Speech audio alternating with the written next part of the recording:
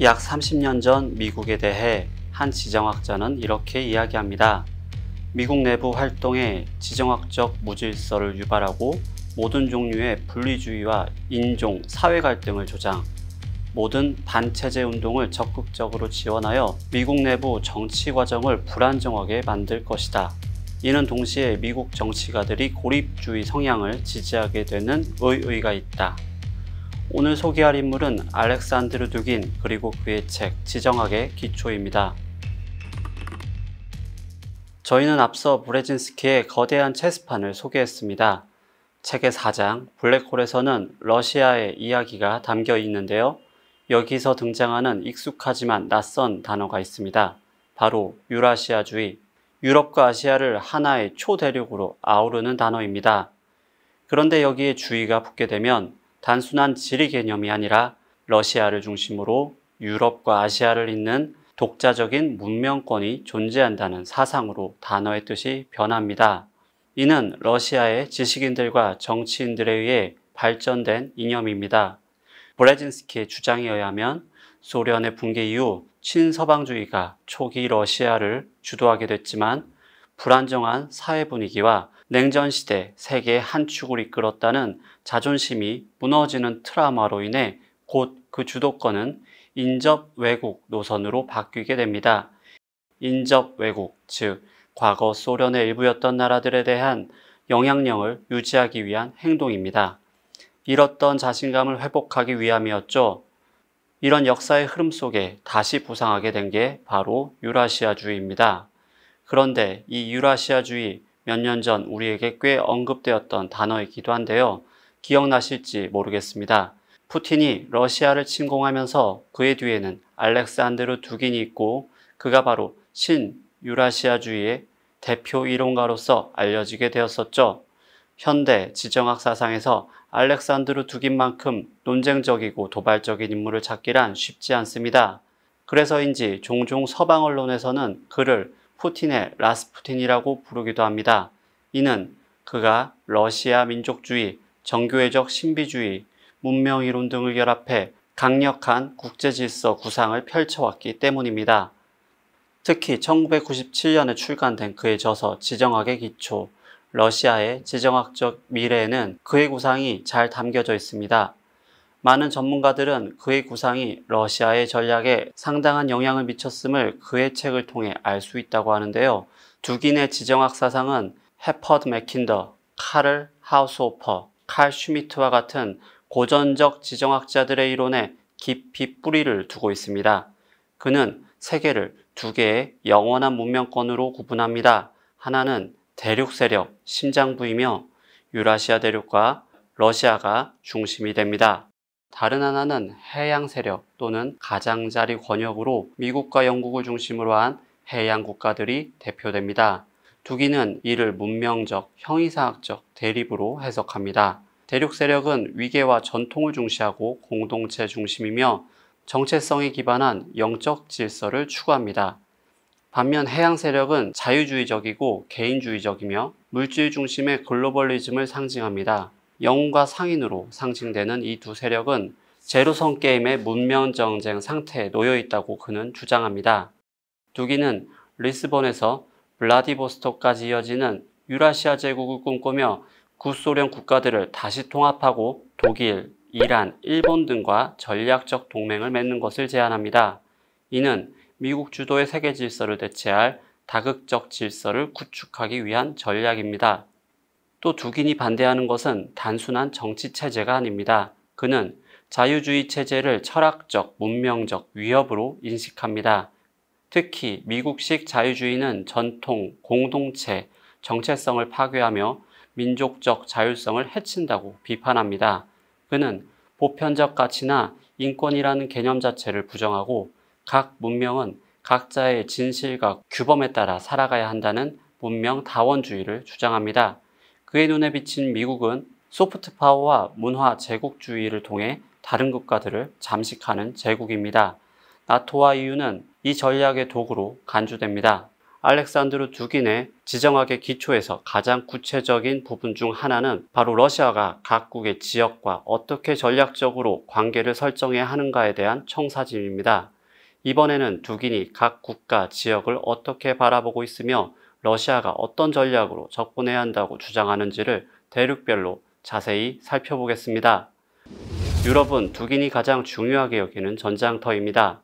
두긴은 유럽 내에서도 독일을 전략적 핵심 국가로 간주합니다. 그는 베를린, 모스크바 축을 형성함으로써 미국 중심의 유럽 질서를 뒤엎을 수 있다고 봅니다. 특히 독일 내에서 존재하는 미국에 대한 불만과 자주 외교 노선을 자극해 미국으로부터의 전략적 독립을 유도해야 한다고 주장합니다. 심지어 중앙, 동유럽 일부는 독일 영향권으로 넘기더라도 러시아와 독일의 동맹을 우선해야 한다고 합니다. 프랑스는 전통적으로 미국과 일정한 거리를 두려는 두골주의적 성향이 있는 국가로 반미 정서를 통해 우군으로 삼을 수 있는 대상으로 봅니다. 영국은 해양 세력의 전초기지이자 미국의 동맹국으로 간주되며 유라시아 질서를 방해하는 핵심 국가입니다. 두기는 군사적 충돌이 아닌 정치적 해체와 내부 분열을 유도해 지정학적 영향력을 상실하게 만드는 전략을 제안합니다. 아일랜드와 스코틀랜드, 웨일즈의 민족주의를 지원하는 방식으로 말이죠. 우크라이나에 대한 두긴의 입장은 특히 직설적이고 급진적입니다. 그는 우크라이나라는 국가는 지정학적으로 아무런 의미가 없다. 특별한 문화적 중요성이나 보편적 의미, 지리적 독특성, 민족적 독점성도 없다며 특정한 영토적 야망을 가진 독립된 우크라이나는 유라시아 전체에 엄청난 위험을 초래하며 우크라이나 문제를 해결하지 않고는 대륙 정치에 대해 논의하는 것이 전반적으로 무의미하다고 언급했습니다.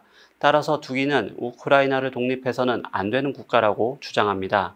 이는 실제 2014년 크림반도 병합과 2022년에 전면 침공을 예견한 내용과 일치합니다. 중동은 서방 세력의 모순과 약점을 활용할 수 있는 지역으로 간주됩니다. 독일은 이 지역에서 러시아가 미국의 영향권을 축소시키고 문명다원주의적 대안을 구축하는 핵심 거점을 확보해야 한다고 주장합니다. 두기는 이란을 러시아의 자연스러운 전략적 동맹국으로 봅니다. 이란은 서구 자유주의와 대립하고 있으며 신정체제를 유지하며 미국의 영향력을 강력하게 저항하고 있습니다. 두기는 모스크바, 테헤란 축을 중심으로 중동에서 서방 세력을 몰아내고 이란의 지역 패권을 지지해야 한다고 제안합니다. 터키는 러시아의 지정학적 경쟁자로 간주합니다. 두기는 터키 내에서 쿠르드족, 아르메니아인 등 소수민족을 활용하여 지정학적 충격을 유발해야 한다고 주장했습니다. 이를 통해 터키의 내부 안정을 흔들고 러시아의 영향력을 강화하려는 의도가 담겨 있습니다. 이는 각 민족의 독립을 통해 영토 분할까지도 노린다는 것이 두긴의 전략입니다. 다음은 대아시아 전략입니다.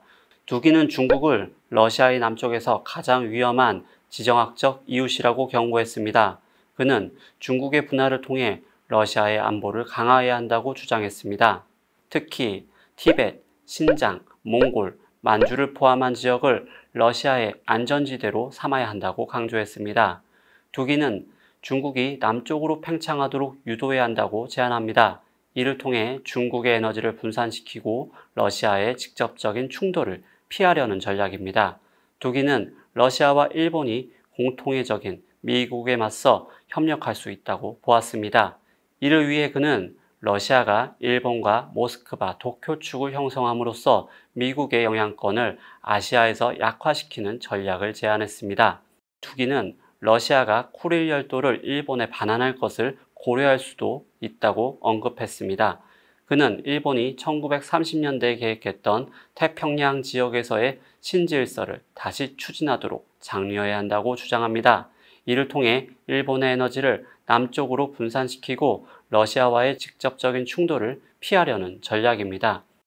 영상 도입부에서 언급한 것처럼 그는 미국의 내부 분열을 유도하는 비군사적 전략을 최우선 과제로 설정합니다. 그는 러시아의 특수기관들이 미국 내에서 분리주의, 인종갈등, 사회적 불안을 촉진함으로써 미국의 정치적 안정을 흔들 수 있다고 보았습니다. 이는 앞서 이야기한 대로 유럽과 일본 등의 국가에서 미국의 영향력을 악화시키는 한편 자국 내 갈등 문제에 집중하도록 만들므로써 미국의 고립주의 성향을 자극한다는 전략으로 보입니다.